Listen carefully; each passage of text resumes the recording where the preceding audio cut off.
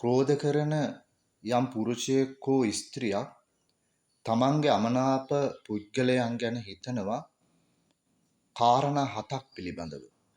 ඔන්න ඔය කාරණා 7 පිළිබඳව හිතන්න ක්‍රෝධ සිතින් තමන්ම දුකටපත් වෙනවා කියලා සපත්තකන්ත සූත්‍රය තුල භාග්‍යවතුන් වහන්සේ හරි අපූර්වට දේශනා කරලා තිබෙනවා.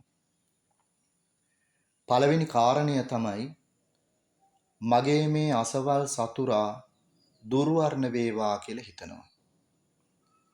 ඒකට හේතුව තමයි හිතේ තියෙන තරහ ගතිය.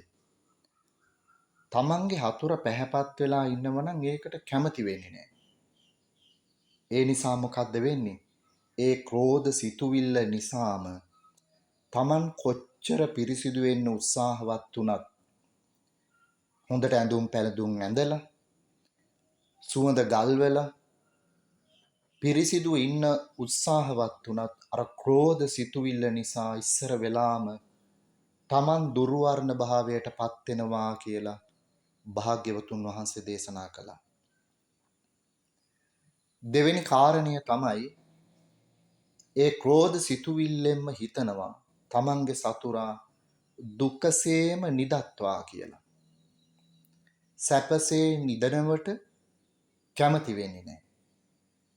අන්නේ ක්‍රෝධ සිතුවිල්ල නිසාම තමන් කොච්චර සුව පහසු විදියට නිදන්න සූදානම් වුණත් සුව පහසු ඇතිරිලි යොදාගෙන ස්ථාන පිළියෙල කරගෙන එහෙම නිදන්න සූදානම් වුණත් ක්‍රෝධ සිතුවිල්ලෙන් මඩින පුද්ගලයා ඊටාම දුකසේමයි නිදා ගන්න වෙන්නේ කියලා භාග්‍යවතුන් වහන්සේ දේශනා කළා.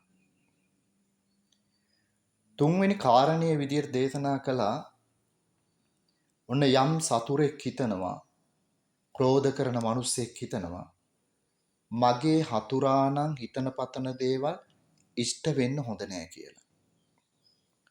ඒ හතුරට යහපත් දේ වෙනවට කැමති නෑ, අකමැති ගතිය.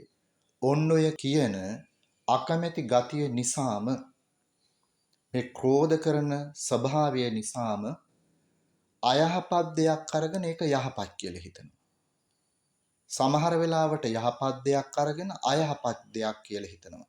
මේ නිසාම මෙයා යහපත අයහපත නොදන්නාකම දියුණු කරගෙන මහා දුකකටපත් වෙනවා කියලා දේශනා කළා. හතරවෙනි කාරණයේ විදියට දේශනා කළා වෛරී චේතනා තියෙන කෙනා හිතනවා මගේ සතුරාට භෝග සම්පත් නම් ඇති වෙන්න හොඳ නෑ කියලා. භෝග සම්පත් තියෙනවට කැමති වෙන්නේ නෑ. සම්පත් දකින්න කැමති නෑ. ඒ නිසා මොකද වෙන්නේ? තමන් හරි අමාරුවෙන් දුක් මහන්සියෙන් හරි හම්බ කරගත්තු යම් සම්පත් ප්‍රමාණයක් තිබුණද ඒ ධනය ටිකෙන් ටික පිරිහෙන්න පටන් ගන්නවා. නැති වෙන්න පටන් ගන්නවා තමන්ට ඉස්සර වෙලාම.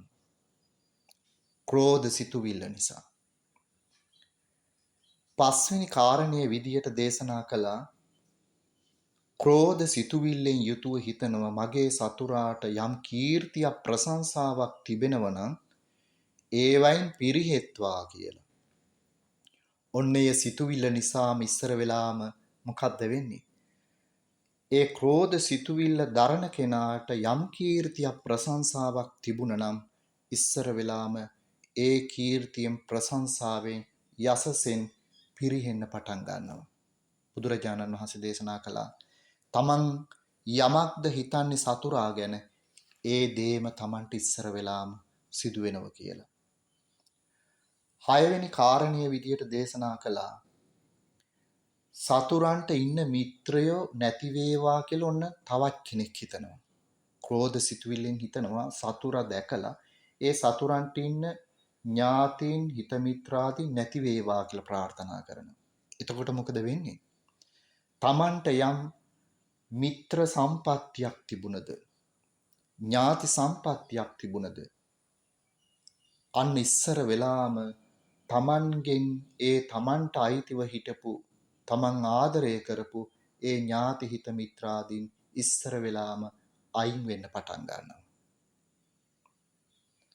හත්වෙනි කාරණය විදියට දේශනා කරනවා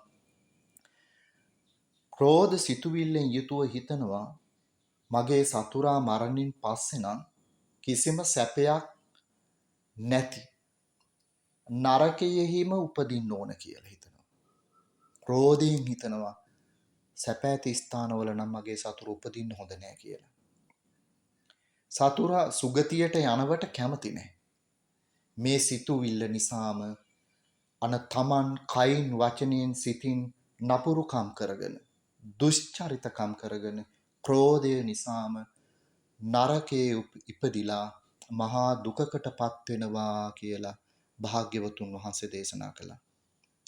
මෙන්න මේ කාරණා 7න් පැහැදිලි වෙනවා යම් කෙනෙක් ක්‍රෝධයෙන් වෛරයෙන් යුතුව අමනාපකමින් යුතුව සතුරා කෙරෙහි නපුරු සිතුවිලි ඇති කර ගන්නවද ඒ නපුරු සිතුවිල්ලම තමන්ට මහා දුකක් බවට පත් වෙනවා කියලා.